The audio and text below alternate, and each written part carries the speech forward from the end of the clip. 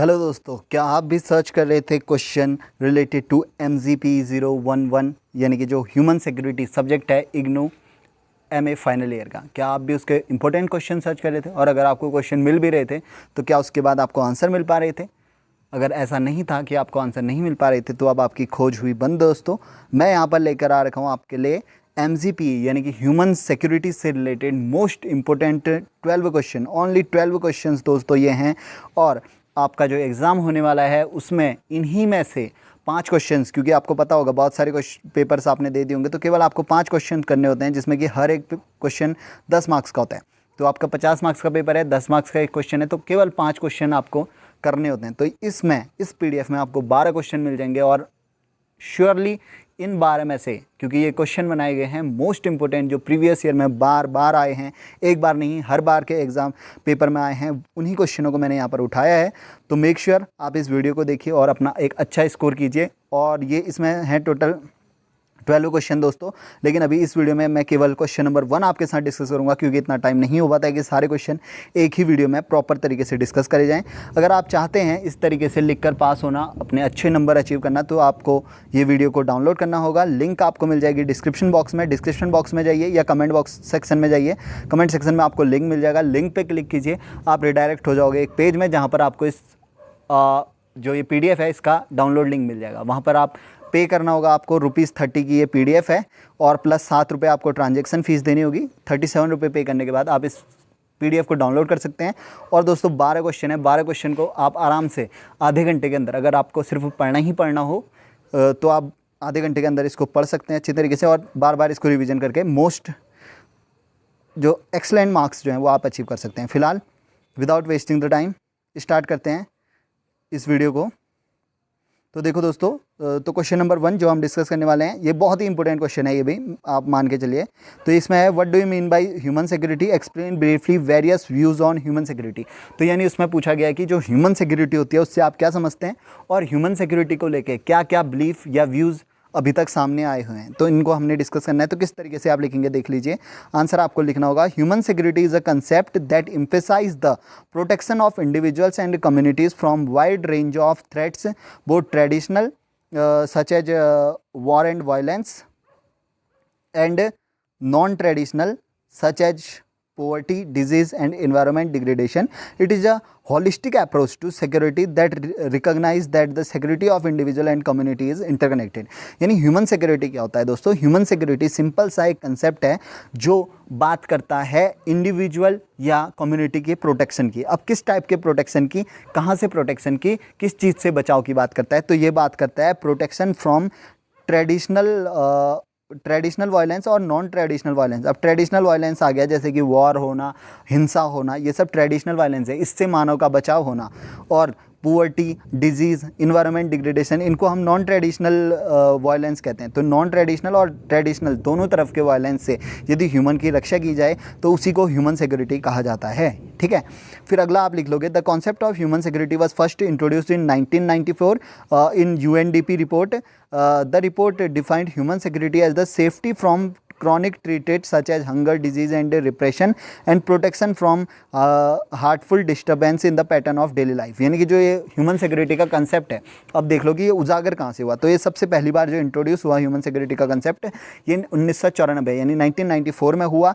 UNDP यानी कि जो यूनाइटेड नेशन डेवलपमेंट प्रोग्राम है, इसमें एक रिपोर्ट जारी की गई थी और उसमें ह्यूमन डेवलपमेंट की पहली बार परिभाषित किया गया ह्यूमन डेवलपमेंट को। तो उसमें कहा गया कि ह्यूमन डेवलपमेंट मतलब है मानव की सेफ्टी या मानव इंडिविजुअल मानव की या ह्यूमन कम्युनिटी की safety, and that safety is from chronic threats, जो डर है, किस किस का डर है या किस किस से बचाव करना है, हंगर से, भूख से, डिजीज़, बीमारियों से बचाव करना है, रिप्रेशन यानी कोई उनको दबाए ना, उन पर क्रूरता ना करे, और disturbance in the pattern of life यानी जैसे वॉर होता है, इसके कारण जो लाइफ में डिस्टर्बेंस हो जाता है, तो ऐसी कोई भी डिस्टर्बेंस ह्यूमन बीइंग के लाइफ में ना आए, ताकि वो फ्रीडम से जीकर अपना जो है ऑल राउंड डेवलपमेंट कर सके। तो इसके लिए जो ह्यूमन सिक्योरिटी का कंसेप्ट था ये हमारे सामने आया था।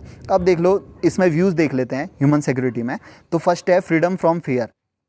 अब यानी कि डर से आज़ादी। अब डर से आज़ादी, the view of human security emphasise the protection of individual and communities from physical violence such as war, terrorism and crime. तो फ्रीडम फ्रॉम फियर, इसमें कहा गया केवल डर से आज़ादी। और डर किस चीज़ का है मानव को? मानव को डर है हिंसा का, मानव को डर है युद्ध, वॉर का, टेररिज्म का, अपराध का, इस चीज़ का डर है। तो यदि इस चीज़ से मानव को सिक्योर किया जाए तो इसी को कहा जाता है फ्रीडम फ्रॉम फियर। और कुछ लोग कहते हैं कि यही ह्यूमन सिक्योरिटी है। ह्यूमन सिक्योरिटी क्या है? यदि जो मानव को भयभीत करने वाले जो एलिमेंट्स हैं उनसे युद्ध कर लें या उनसे आज़ादी मिल जाए मानव को, तो वही क्या है? ह्यूमन सिक्योरिटी कहता है। तो इसमें फ्रीडम फ्रॉम फियर में आ गया आपका वॉर, टेररिज्म और क्राइम। फिर आ जाता है फ्रीडम फ्रॉम वांट। कुछ लोग कहते हैं कि ह्यूमन सिक्योरिटी मतलब है फ्रीडम फ्रॉम वांट। वांट मतलब जो आपकी ज़रूरतें, यदि आपकी सारी ज़रूरतें पूरी हो जाती हैं, बेसिक नीड्स पूरी हो जाती हैं, तो यही आपकी ह्यूमन सिक्योरिटी है। तो ये क्या कहते हैं? This view of human security emphasise the protection of individual and communities from economic and social deprivation such as poverty, hunger और डिजीज। यानी कि आपको गरीबी नहीं आ रही है और आपको खाना टाइम से मिल रहा है और आप डिजीज से यानी कि हेल्थ आपको अच्छी मिल रही है, तो यही ह्यूमन सिक्योरिटी है कहते हैं। और कुछ लोगों का मानना है फ्रीडम फ्रॉम इंडिजिनिटी, यानी कि इंडिग्निटी मतलब इसका सिंपल सा ये है कि यदि कोई भी ह्यूमन बींग, यदि उसके साथ कोई भी प्रकार का डिस्क्रिमिनेशन ना हो, टॉर्चर ना हो, या उसके साथ एक्सप्लॉइटेशन यानी कोई उसको बर्बाद ना करे, तो अगर ये कोई भी टॉर्चर नहीं हो रहा है, मानव इंडिपेंडेंस से यदि कोई मनुष्य रह रहा है, उसका एक्सप्लॉइटेशन नहीं हो रहा है, वो अपने राइट से जो है प्रोफेशन को चूज कर रहा है, अपना अधिकार है उसको प्रोफेशन चूज करने का, जीने का उसको अधिकार है, तो इस केस में क्या होगा? तो वो मानव डिग्निटी के साथ रहेगा। तो यही जो इंडिग्निटी है वो क्या हो जाएगी? खत्म हो जाएगी। तो वो कहते हैं कि यदि इंडिग्निटी ह्यूमन की जो खत्म हो जाती है तो वही क्या है कहते हैं? ह्यूमन सिक्योरिटी है कहते हैं। ठीक है। अब here the concept of human security has been criticized by some being too broad and lacking clear definition। तो कुछ लोगों का मानना ये है कि जो ये ह्यूमन सिक्योरिटी का टर्म अभी भी इंट्रोड्यूस कराया गया है, इसमें बहुत सारी कमियां हैं या इसको बहुत अच्छी तरीके से अभी तक डिफाइन नहीं किया गया है। However it has also been praised for the focus of individual holistic approach to security. लेकिन इसकी तारीफ भी इसलिए होती है क्योंकि पहली बार कुछ ऐसा कॉन्सेप्ट रखा गया है जो इंडिविजुअल को सिक्योर करता है या उसके होलिस्टिक डेवलपमेंट की बात करता है। अब ह्यूमन सिक्योरिटी से रिलेटेड कुछ आपको मैं एग्जांपल बता देता हूँ जिससे चीज़ें आपको और भी क्या होंगी? क्लियर हो जाएंगी। तो ह्यूमन सिक्योरिटी से है, सबसे पहला है वॉर एंड वायलेंस। तो जो वॉर एंड वायलेंस मतलब क्या है? जो armed conflict is one of the most serious threat to human security. It can lead to death, injury, displacement and destruction of infrastructure and livelihood. तो ये क्या कह रहा है? यदि वॉर होता है, वायलेंस होता है, तो इस केस में क्या होता है? ह्यूमन सिक्योरिटी को बहुत बड़ा खतरा आ जाता है और यहाँ पर डेथ होती हैं और कई लोगों का जो है विस्थापन होता है। जैसे कहीं अटैक हो गया तो उसके बाद क्या वहाँ रहने लायक माहौल बनता है? नहीं बनता है। तो वहाँ से लोगों को विस्थापन करना पड़ता है, कई लोगों को अपना देश छोड़ना पड़ता है, अपना राज्य छोड़ना पड़ता है, अपना मूल स्थान छोड़ना पड़ता है। तो वही चीज़ है पुअर्टी। अब कैसे इशू है ह्यूमन सिक्योरिटी के लिए? ये देख लो, poverty is a major cause of human insecurity. It can lead to hunger, disease and lack of access to education and major cause है कह रहा है ह्यूमन इनसिक्योरिटी का। अब क्यों है पुअर्टी एक मेजर कॉज?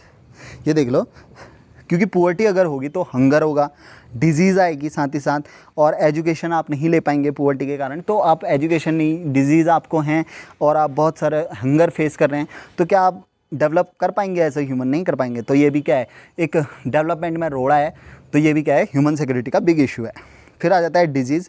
अब डिजीज़ कम्युनिकेबल डिजीज़ हैं जैसे HIV, AIDS, malaria can be devastating to individual and community. They can also lead to economic and social disruption. यदि कोई डिजीज़ फैल जाती है मान लो किसी कम्युनिटी में, अब जैसे बेस्ट एग्जांपल आप ले लो कोविड-19 का। जब कोविड-19 फैल गया था तो पूरा वर्ल्ड की इकोनॉमी क्रैश हो गई थी। तो क्या पूरा डेवलपमेंट हो पाया? नहीं हो पाया। मानव अपने घर से बाहर नहीं निकल पाएगा तो क्या वो अपना विकास कर पाएगा? नहीं कर पाएगा। तो इसी तरीके की चीज़ है। फिर आ जाएगा इन्वायरमेंटल डिग्रेडेशन। इन्वायरमेंट डिग्रेडेशन क्या है? जैसे क्लाइमेट चेंज है, डिफॉरेस्टेशन होता है, पोल्यूशन होता है, ये सब एक नेगेटिव इम्पैक्ट डालते हैं ह्यूमन सिक्योरिटी में। ठीक है, जैसे क्लाइमेट चेंज हो गया तो पूरा रेनफॉल पैटर्न बदल जाएगा, एग्रीकल्चर में प्रभाव पड़ेगा, खाना नहीं मिलेगा तो ह्यूमन सिक्योरिटी को प्रभावित कर देगा। डिफॉरेस्टेशन होगा, वही चीज़ है, सॉइल का इरोजन ज़्यादा होगा, सॉइल की फर्टिलिटी कम हो जाएगी। पोल्यूशन से भी खाना पीने में बहुत प्रभाव पड़ेगा, सांस लेने में प्रभाव पड़ेगा, आदमी जल्दी मरेगा।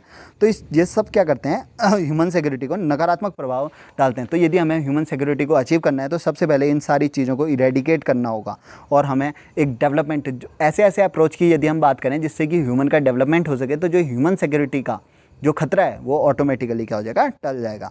तो यही है, the concept of human security has been used to inform a wide range of policies and programme including the Millennium Development Goal, Sustainable Development Goal and also being guide to the work of United Nation and international organisation. तो ये जो human security की बात होती है, तो human security से related ही policies वगैरह जो आपकी बनती हैं आजकल।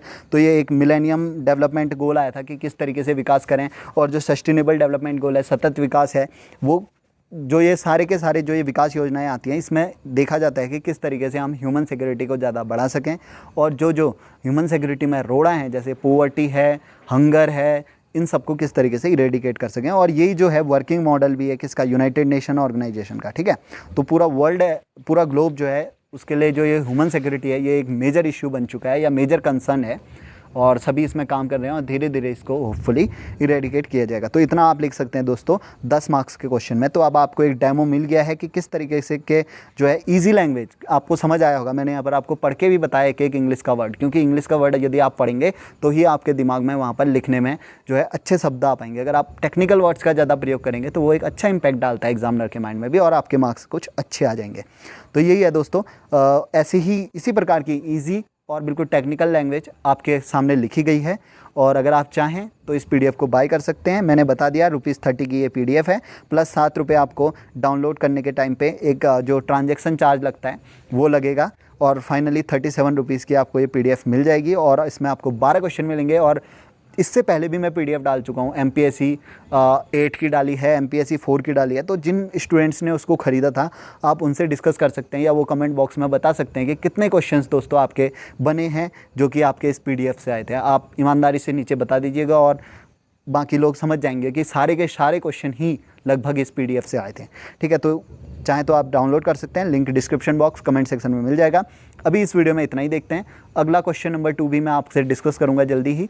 तब तक आप इस चैनल से जुड़े रहिए, सब्सक्राइब नहीं किया है तो सब्सक्राइब कीजिए। इसके अलावा हम कंपटीशन से रिलेटेड, कॉम्पिटिटिव एग्जाम से रिलेटेड भी वीडियोज़ आपके लिए डालते हैं, तो शायद उस जर्नी में भी हम आपकी सहायता कर सकें। तो चाहें तो डाउनलोड मतलब सब्सक्राइब कर सकते हैं चैनल को। तो इतना ही देखते हैं इस वीडियो में। Thank you for watching the video. Meet you in next lecture. तब तक गुड बाय। पढ़ाई कीजिए, जारी रखिए अपनी पढ़ाई। Thank you.